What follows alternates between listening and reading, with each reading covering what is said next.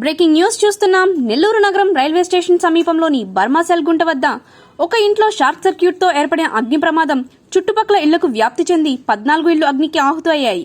ఈ ప్రమాదంలో ఒక ఇంటిలో నివసిస్తున్న నాగలక్ష్మి అనే 35 ఏళ్ల దివ్యాంగురాలు కాలిబూడిదైంది. సమాచారం అందుకున్న అగ్నిమాపక శాఖ మంటలను అదుపులోకి తీసుకొచ్చింది. అగ్ని ప్రమాద ఘటన సమాచారం తెలుసుకున్న నెల్లూరు నగర ఎమ్మెల్యే మున్సిపల్ శాఖ మంత్రి పొంగూరు నారాయణ తీవ్ర దిగ్భ్రాంతి వ్యక్తం చేశారు. బాధిత కుటుంబాలను ఆదుకుంటామని హామీ ఇచ్చారు.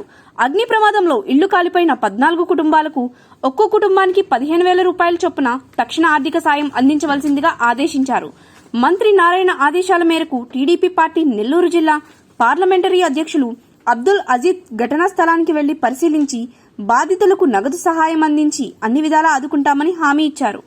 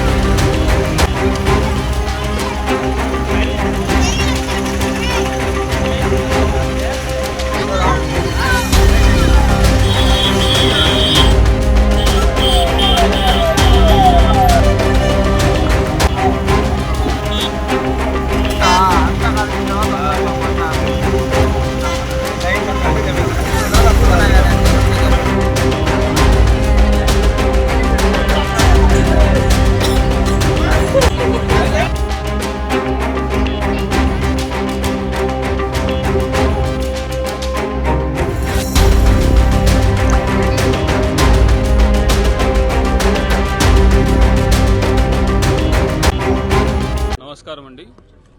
ఈరోజు నెల్లూరు పట్టణంలో నెల్లూరు రైల్వే స్టేషన్ ఆనుకొని ఉన్నటువంటి కాలనీలో వల్ల ఇక్కడ ఒక అగ్ని ప్రమాదం జరగడం జరిగింది. ఇక్కడ ఈ ప్రాంతంలో రెవెన్యూ సిబ్బంది, అదేవిధంగా పోలీస్ సిబ్బంది, ఫైర్ సిబ్బంది వెంటనే వచ్చి ఏదైతే ఈ ఫైర్ని ఉందో ఆ ఫైర్ని వెంటనే కంట్రోల్ చేయడం జరిగింది. ఈ ఒక సంఘటనలో ఒక మహిళ వచ్చేసి వికలాంగుడుగా ఉండి టైంకు బయట రాలేకపోవడం వల్ల ఆమె దురదృష్టవశాత్తు ఇక్కడ చనిపోవడం జరిగింది. ప్రభుత్వం తరపున అన్ని విధాలుగా ఆ కుటుంబాన్ని ఆదుకుంటామనేది ఈ సందర్భంగా మీ అందరూ కూడా తెలియజేసుకుంటున్నాను.